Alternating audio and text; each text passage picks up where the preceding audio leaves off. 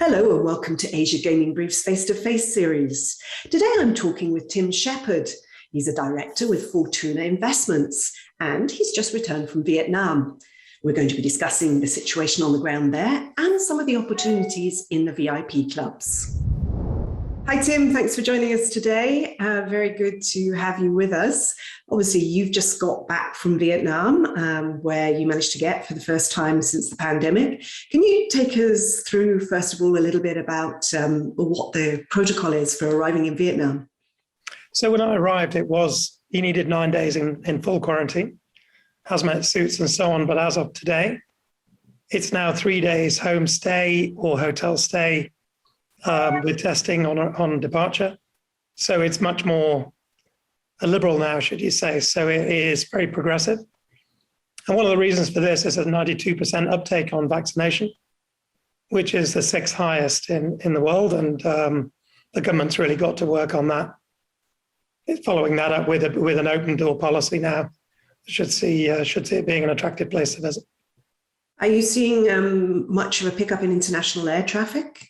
So I think that will come a little bit later. I think everybody's a bit cautious about traveling and that's not quite picked up. I'm sure the demand is there. But at the moment, we're not seeing the flights coming in. But as we get through 2022, I think we'll start to see that. Okay. And in terms of the casino market, obviously locals aren't allowed to gamble apart from in Phu Quoc and Corona. How are you seeing the resorts doing there? How are they coping? So you segregate it down from the bigger projects, the Hoi Anas and the Ho Trams, Phu Quoc, and you would say very limited in terms of play, just a few tables open. They're really drawing on locals or certain VIPs that they know that are based in the country, but not a great deal going on for the big IRs. The smaller casinos, which would tend to be in the north, pretty much very similar story. Anything that's on the Chinese border, like an Aristo, again, catering to local foreigners who are based in and around the casino. Nothing or nobody is coming over that border from China. Probably won't be for some time. In the major cities, Ho Chi Minh, Hanoi, those are the VIP clubs, electronic gaming. Some of those are doing very well, but nowhere near pre-pandemic levels. But business is brisk in both Hanoi and Ho Chi Minh. And they're open now, are they? Yeah, with one or two exceptions, the government's allowed them to open. Obviously, there was a period when all were closed, but the government's got this liberalization program now.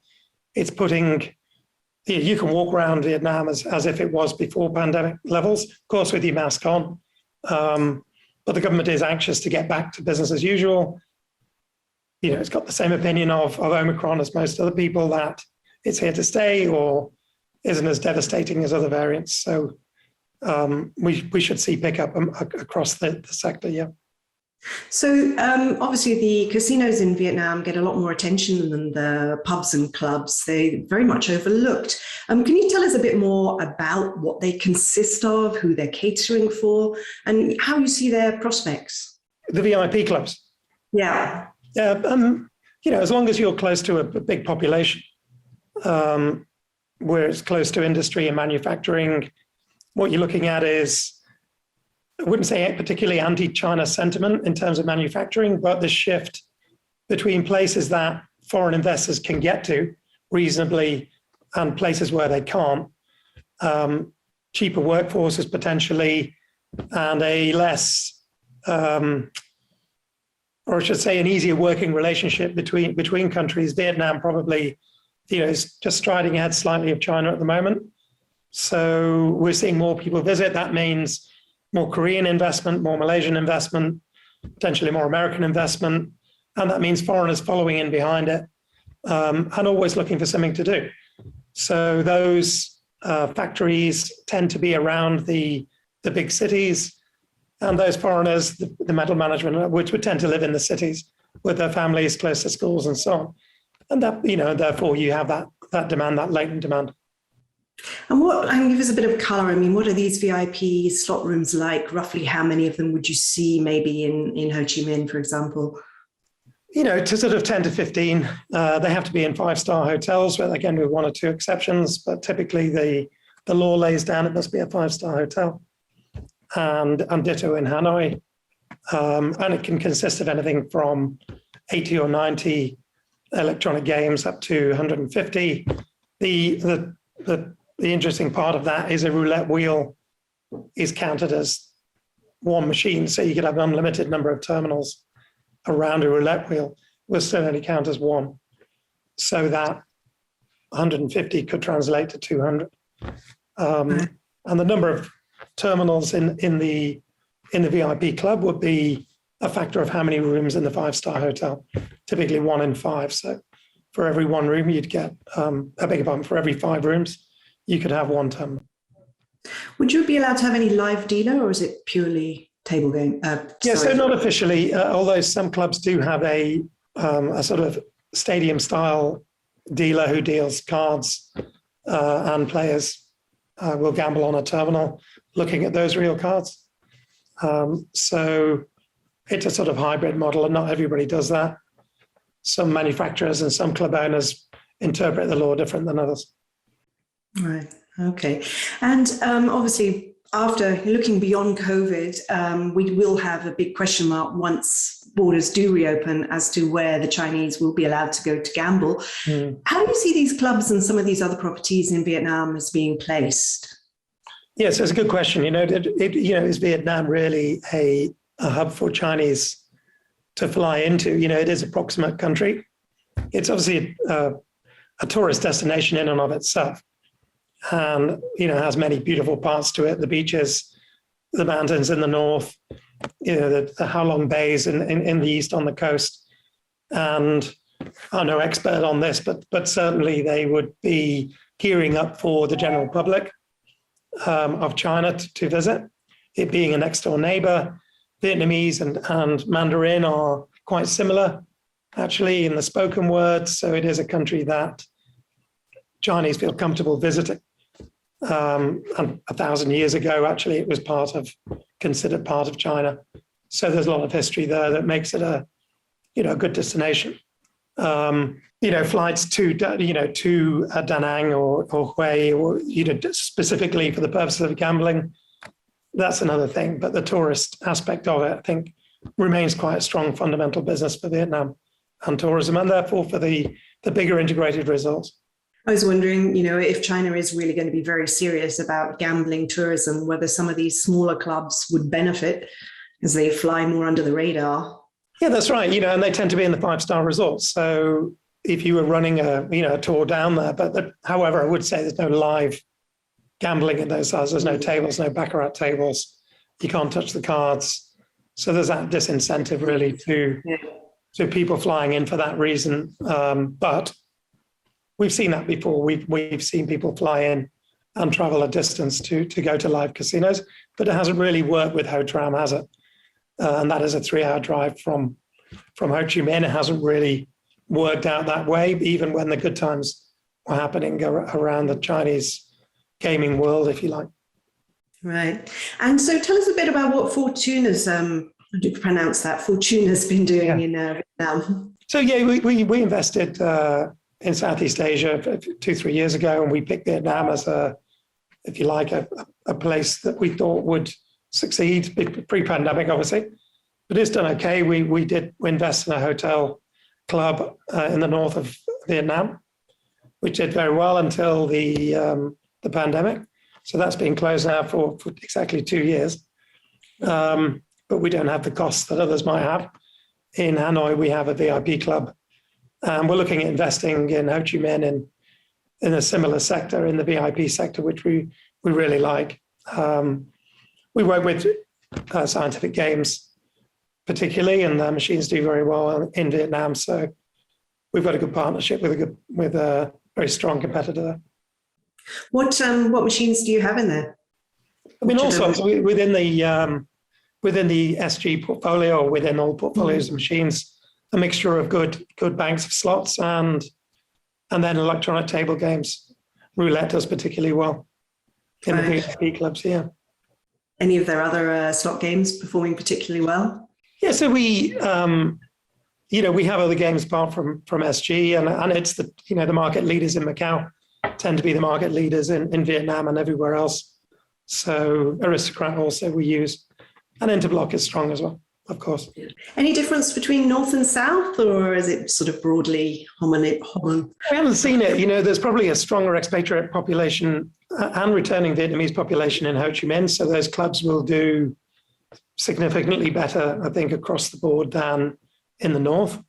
Although we are seeing more investment nowadays coming in the North and dragging with it those increased numbers of Koreans and Malaysians, Taiwanese, and so on. For instance, Samsung are investing about 4 billion just north of Hanoi, Bac Ninh, and Bac Giang provinces, and they're carrying and bringing with them a lot of foreigners. So, it's an attractive market to be in up there. Interesting. Well, let's leave Vietnam for a minute, because I know you were also involved in, you were appointed as the limited receiver for the Imperial Pacific gaming assets, which hasn't happened. Can you give us an update on what's happening there? Yeah, so it's interesting. It is a different company that obviously is involved with that, but it's basically the same people. So we were appointed to sell that equipment. It was in good shape, well looked after by the company and the management before it closed down. There seems to be a white knight that is preventing us selling the equipment by offering security on the assets to creditors to prevent us from selling them, which is okay. And legally that it's been correct. The white knight keeps coming up with the cash to prevent the sale, even though the assets are getting older and older and older. So one wonders, if they keep doing it, what would be the point? Because we can probably get a good price for them now. The initial auction that we had planned for the end of December would have raised good money, and we had more to come. So IPI still owes a very, very large amount of money to the Commonwealth Commission, which is a regulator in Saipan, and to the government in general, different departments, 20, 30, 40 million US dollars. Is the white knight going to continue to pay these huge amounts when it's not actually an equity shareholder, as far as we know, in the listed company here in Hong Kong? So it's opaque at the moment, what is going to happen here with this project. But at the moment, anyway, the auction is what they call stayed, which means it's not proceeding, unfortunately. So we're treading water. Okay. That's a good question you just mentioned. I mean, obviously IPI is a Hong Kong listed company. At a certain point, do they not have to give some information to shareholders? I mean, who is this white knight? Where have they come from? See, people seem to know who it is. Although I wouldn't speculate. I've just been told by lawyers who they think it is. A very wealthy Chinese businessman, we think, who's interested in the project as a whole, or has other reasons to want to be involved, such that the public company and the listing group that verify the public companies are going concern don't seem to be concerned. And we find it at odds with the facts, but the stock exchange, which is actually in that building behind me there, Right. That's Exchange Square, they don't seem to be too concerned, obviously. So who are we to say? But this may continue for quite some time. But there's no sign of tourism coming back to Saipan, and certainly not from China.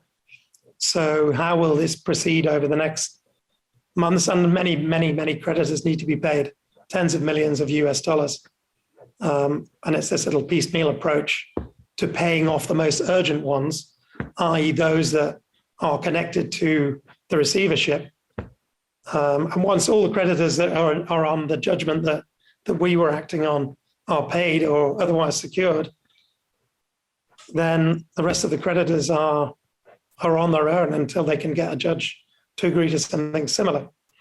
In which case we'll come forward again and we'll put them out to auction. Right. And hope that they're still in decent condition. Oh yeah, I mean, they were well looked after by the management. They're good, great machines, many not used. But aristocrats, 7 years old aristocrats, are no longer the newest cabinet. They're the older games.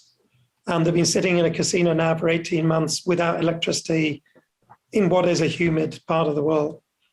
So we were investigating how well they'd been looked after, and until the time that we got told to stop. But they look great to us. Yeah. And it seems like, they obviously it's a bit of an intractable problem for the authorities in Saipan as to what to do with Imperial Pacific. They now seem to think that they can't remove the casino license. Is that right? I've heard that. And, that's the politics and laws of Saipan. I wouldn't comment on those particularly. Otherwise, obviously, they made a huge commitment to IPI and trusted them to deliver. You can't blame IPI for all of it. The China's clamped down on junket play, and then you throw COVID into it. It isn't entirely IPI's doing. So Saipan's been unlucky in that respect, but they are together on this, and I obviously wish them all the best in trying to rescue the situation. Anything else you'd like to add, Tim? Well, apart from I got COVID in Vietnam. And then you had to have a really long quarantine on the way back, right? 32 days locked up in Hong Kong, which is absolutely the worst experience you can imagine. But other than that, we've got to get back to Asia, and places like Vietnam, Cambodia, Laos now are opening up. So we're looking forward to Southeast Asia, really get going again and traveling again. Yep. Thank you for joining us today. Please join us every Friday for Asia Gaming Brief's face-to-face series, our interviews with thought leaders in Asia's gaming industry.